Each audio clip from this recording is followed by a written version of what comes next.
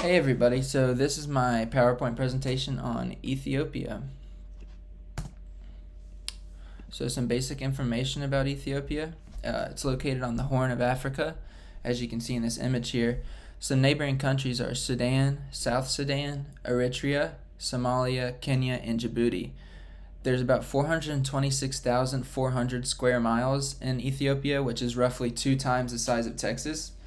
It also has a population of 127 million people, which is the second largest in Africa.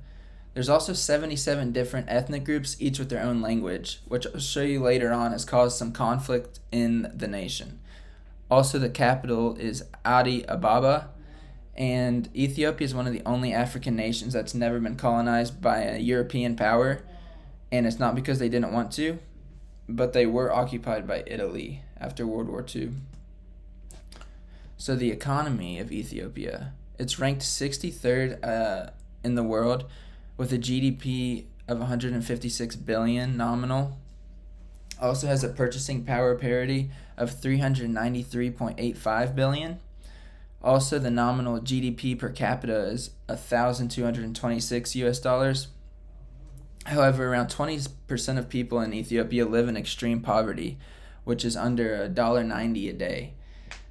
But 10 years ago, it was 35%. So you can see 15% change in 10 years is pretty good. The economy is on the rise and has huge potential with how big of a population it is and their ability to start industrializing here.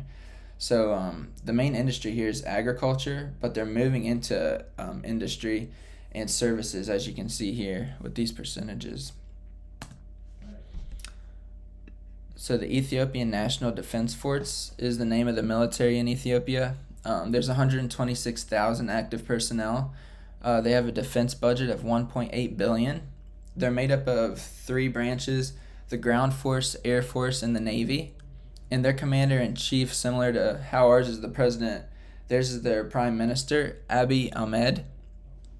They do a lot of peacekeeping with the UN and the AU, mainly in neighboring regions and other countries in Africa. So this is what I was talking about earlier, the regional instability in the nation. There's a bunch of ethnic cleansing campaigns, mainly in the Tigray region, which is that north region by Eritrea, as you can see on the map here. So the prime minister tried to unify a bunch of political parties, and the Tigray's People Liberation, they rejected the unification, so they fought the government. And then Ethiopia sent in the defense force to the Tigray region to try and control of these people, but they started to partake in some guerrilla warfare and retreated to the mountains, which led to a treaty in November of 2022. However, there's still a bunch of terrorist attacks from many areas, as you can see here, and that leads to a bunch of human rights violations on both sides of the conflict. The Ethiopian government is not innocent in this.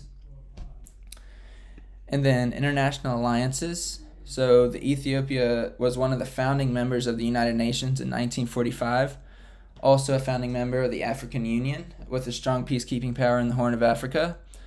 The Intergovernmental Authority on Development, they're a big role in that with regional cooperation, industry, trade, and infrastructure. Also the Common Market for Eastern and Southern Africa. They're one of the largest influences in that organization. The Group of 77, which is made up of developing countries with a common economic interest for negotiating power. And then they have this law for NGOs that severely restricts and monitors them, called the CSP law in 2009.